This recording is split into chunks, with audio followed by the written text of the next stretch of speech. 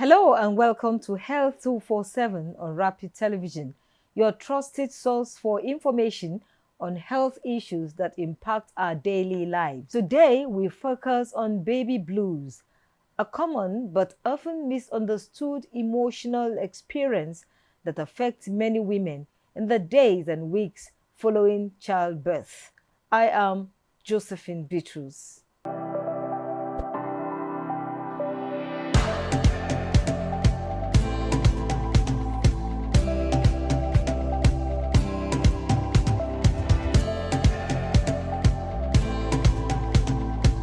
The birth of a child is often described as one of life's happiest moments.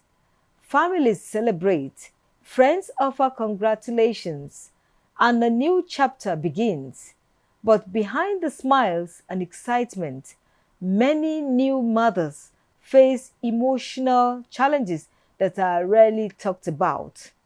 For some women, the days following childbirth can bring unexpected feelings of sadness, anxiety, and emotional exhaustion. This experience, commonly known as baby blues, affects many mothers and is considered a normal part of the postpartum journey. In this week's episode of Health 247, we examine what baby blues is, why it happens, and how support from loved ones can make a difference. The arrival of a newborn is often met with joy and anticipation. It marks the beginning of a new responsibility and a new bond between mother and child. Yet, for many women, the days after childbirth can be emotionally overwhelming as they adjust to the physical and emotional demands of motherhood. Healthcare professionals refer to this temporary emotional experience as baby blues. It is characterized by mood swings, crying spells, anxiety, irritability, and feelings of being overwhelmed. Experts say these feelings are largely caused by rapid hormonal changes after delivery, combined with fatigue, lack of sleep, and the challenges of caring for a newborn.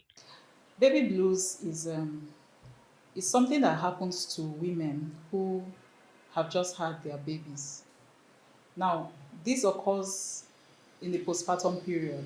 It is characterized by sudden change in their moods. So they go from being suddenly happy to being suddenly tearful. Another characteristic is that they tend to feel very irritable over little things. They tend not to sleep very well. They may sleep, but not as much. Then also, they get unnecessarily anxious over little things.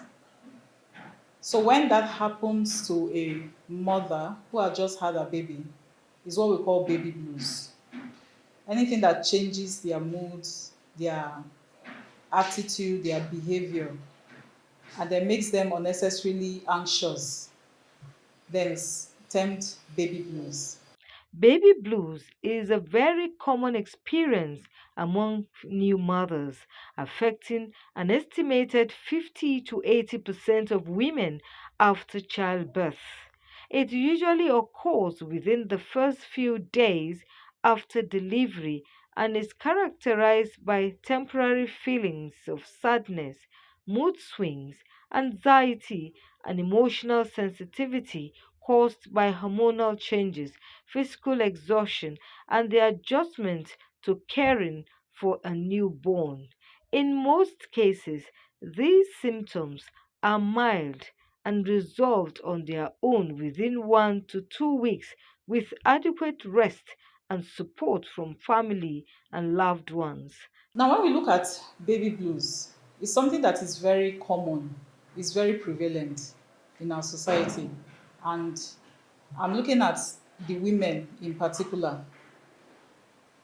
Among the population or the female population, we're talking about between 7 to 8 in every 10 women So we have 7 or 8 of them who will experience baby blues at some point in their lives. And for some, it gets better when they subsequently have other kids after the first one. So the tendency for them to have baby blues in successive pregnancies might be a little bit lower. However, it is a very common occurrence that we see in women who have had their babies. Baby blues after childbirth are mainly caused by the rapid hormonal changes that occur after delivery, particularly the sudden drop in estrogen and progesterone levels. So now, during pregnancy, we have two hormones that is usually there to support the pregnancy. We have what we call the estrogen and the progesterone. During pregnancy, they usually peak, so they go up because these hormones are very essential for the pregnancy to progress. Immediately after delivery of the baby, these two hormones will suddenly plummet. So maybe after like around 24 to 48 hours, the whole baby blues thing now begin to seep in, and then the woman, and then most especially when she is sleep deprived. So sleep deprivation too can also result in a woman experiencing baby blues. And then the sudden realization that she's responsible for a very helpless, complete human being who cannot do anything for itself except to cry and feed. So all these things heightens the anxiety in a new mom. She begins to question her abilities and feel that she's not even doing enough. So these are some of the things that happens that result or give rise to baby blues in women. Families can recognize the symptoms of baby blues by paying attention to emotional and behavioral changes in a new mother, such as frequent crying, mood swings, sadness, anxiety, irritability, difficulty sleeping, fatigue, and feelings of being overwhelmed. Now, for family members who are around mothers who have just had their babies, could be a first time mom or a second time mom or a third time mom, whatever the case. Whenever you notice that the mother is beginning to cry unnecessarily, you cannot even trace the source of her worry or of her tears. That's one thing to, I mean, when you see that, you begin to consider she may likely be experiencing baby blues. Another thing is when she's having a mood swing, she goes from being happy to crying all of a sudden without warning. Another thing is that she might just complain that she's just having stomach upset. You cannot really explain. It's not like she's having diarrhea, not like she ate something contaminated, not that she even drank anything that she was not supposed to drink. She just suddenly complained of stomach upset. Or you just notice that she's unnecessarily anxious than usual. So these are some of the things. She might complain of fatigue, she might complain of headache. So by the time you are noticing these things, then it's an indication that she may be experiencing baby blues at that point. And it is interesting to note that baby blues usually happens maybe like around 48 hours after delivery of the baby, up until 2 weeks after.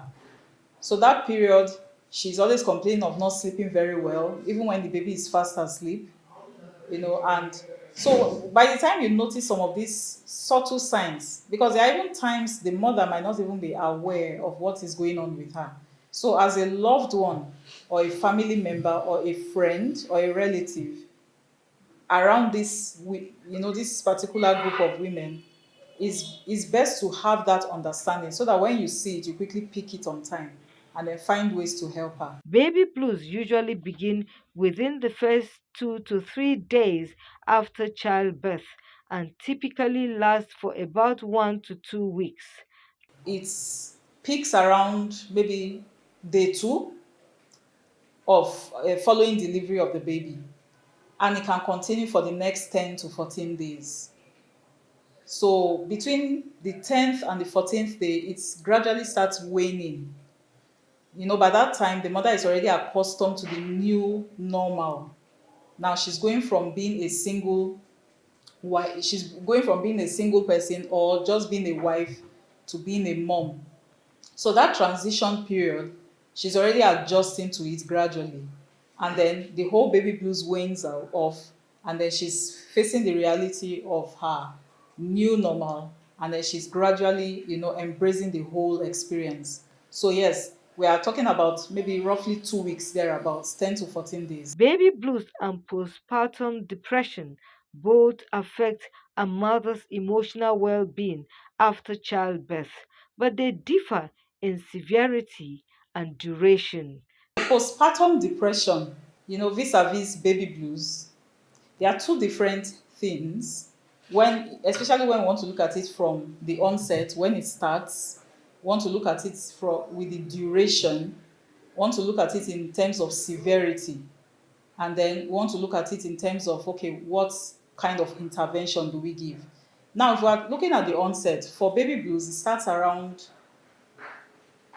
the second day after delivery, and then continues for maybe the next 2 weeks, or between 10 and 14 days, and then it wanes off.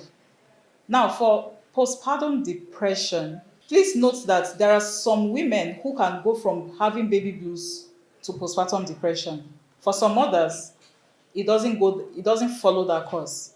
But if you notice that baby blues extends beyond the second week and is becoming more severe in the symptoms, she's beginning to exhibit more severe symptoms, then it's already a postpartum depression. Another thing is, we look at the severity. For baby blues, she's occasionally crying, she may eat, she might sleep, even if it's not very sufficient. But for postpartum depression, she goes from feeling an overwhelming sense of hopelessness, helplessness. She doesn't even sleep at all. Even when the baby is sleeping, she won't even bother to catch sleep. She's probably not eating. She's beginning to question her abilities as a mom. She's thinking she's not enough. She becomes excessively anxious. For postpartum depression, they don't even want to see their children, I mean the baby, at all. They don't even want to set eyes on the baby. They don't even care. So they are kind of emotionally and physically detached from their baby. The baby might be crying and they will not bother to pick the baby up. But for somebody having baby blues, she may still pick the child up. She might still attend to the baby. She loves the fact that she's a mom, just that she's not able to cope with the whole transition and then the sleeplessness, which over time she gets over. Now, for baby blues, it wanes off. Within 2 weeks, she's forgotten about it. It's temporary. But for postpartum depression, it's even more, it's severe. It comes to stay. It comes to stay. It doesn't wane off. It even gets more severe. And at that point, there is need for intervention to take the mother to the hospital, to get professional help. At that point, she might even need some therapy, either, some, yes, therapy and as well as medication in order to get over that depression. A mother should seek professional help if the symptoms of baby blues persist beyond 2 weeks, become more severe, or begin to interfere with her ability to care for herself or her baby. When a mother needs to seek professional help is when she's realizing that she's no longer able to cope with the condition and it has lingered after 2 weeks period. Sometimes I would even advise that you don't wait till that 2 week mark to seek help. If you're already noticing that her symptoms are getting worse, she's gone days without sleeping, she's not eating, she's not taking care of the baby soiled the pampers, she's not even bothering to change it, she's asking questions that she's not meant to ask, she's beginning to say things that you are like, no, this is not usual, then it's best to seek help, get professional assistance, get somebody to see her, or just encourage her, and you both go to the doctor and then see what can be done from there. Spouses and family members can support mothers experiencing baby blues by offering emotional reassurance, listening without judgment, and helping with daily tasks such as caring for the baby, preparing meals, and managing household chores. So, one way spouses and family members can provide support is to, first of all, get educated. In fact, that's the first thing. Know what these things are. Know that it is not an affliction. It is not it is not a punishment from the gods or anything of that nature. It happens. It's almost biological. You see, it can be helped. It is not her fault. So get educated, have an understanding of what is going on, then try to judge her less. Don't make her feel inadequate. Don't make her feel that she's doing too much or doing too little regarding her baby. Try to reassure her. Another thing is protect her sleep. Protect it as much as you can. If there is any way you can help the mother to be able to regain at least 4 hours of sleep at a stretch without any interruption, it's going to do a whole lot of good to her, more than what anybody can ever imagine. Encourage her to express her breast milk. It is not compulsory that a baby must suck directly from the breast of the mom. She could give feeds and at the same time express so that another loved one can take turns carrying the baby. They can also help around the house, do a lot of chores for her. But just as much as possible, that sleep is very important for new moms because that's the only way they can catch up and catch their breaths. Although baby blues can not always be prevented, its effects can be reduced through proper prenatal care, adequate rest, a healthy diet, stress management, and strong emotional support from spouses, family members, and friends. Baby blues is almost a biological phenomenon. You cannot necessarily prevent it. However, you can help give the mother a kind of soft landing or a smooth sail between that transition from being this person she was to this person she has now become because of the presence of a helpless human being, aka the baby. So at that point, you, like I said, as a family member, as a loved one, it's not the time to want to pay visits to the mom and then keep her talking in the living room. The last thing she wants is to talk. Most times she wants, she would appreciate with some help with the baby as well as doing chores for her. So it's not a time to visit. I'm referring to visitors now. It's not this. Usually, in our society, whenever we want to go and visit new moms, we think they need company. So you go there and start talking and start giving stories about maybe if you had a child in the past, how you went through. She probably doesn't need that at the moment. She needs some peace and quiet. She needs people who are highly emotionally intelligent to know that, okay, this woman needs help at this point. So what can I do to help her so that she can get more sleep? You see, so these are the things that can help to reduce the effect of her, having that baby blues for that protracted period of time. So there are ways to help. Lastly, I will just say that, finally, on this note, I will just say that baby blues cannot exactly be prevented because it's a hormonal thing. It's something that happens at the hormonal level. Nobody controls hormones. It is just what it is.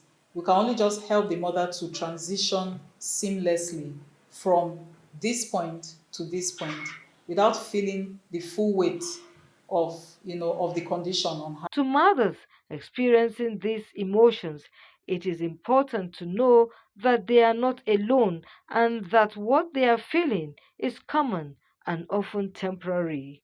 Now, for new mothers who are going through this, I have just I have an encouragement for you. First of all, I want to assure you that this is temporary, it's not permanent. Okay?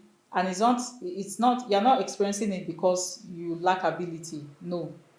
Or you lack the drive. No. Secondly, I also encourage you to seek help, seek assistance. Don't be afraid to ask for help. Do not be afraid to, turn down anything that will meddle or interfere with your mental health and well-being. If receiving too many visitors is going to stress you unnecessarily, there is no book, there's no manual that says you must receive them. You can always politely take your excuse and insist that you want to rest. Okay? So don't be afraid to ask for help. Don't be afraid to leave things that should be done undone. That's fine. It's okay to have a messy laundry. It's okay to have a messy house. That's okay. It's a passing phase. It's a phase. So don't beat yourself too hard in the chest. My encouragement to also the loved ones is this: please get as much education as possible, and try to cut the new mother some slacks. Do not judge her efforts, do not question her abilities. Let things just slide. As much as possible, help the mother, because that's what she needs, that's what she will appreciate. Also, new mothers are looking for people who will just listen to them. You know, many times they just want to talk. It's a new experience for them. They are so shocked sometimes. They can't believe how a baby can be crying non-stop for no reason. So they just want someone to listen to them. At that point, they just need a listening ear. So be that listening ear to the mother. Listen to whatever she has to say.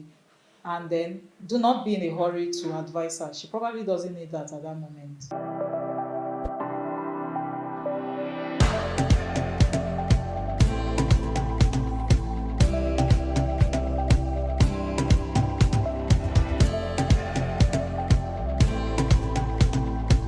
Baby blues may be a common experience for many new mothers, but understanding its signs and encouraging open conversations can help ensure that women receive the support they need during one of the most important periods of their lives.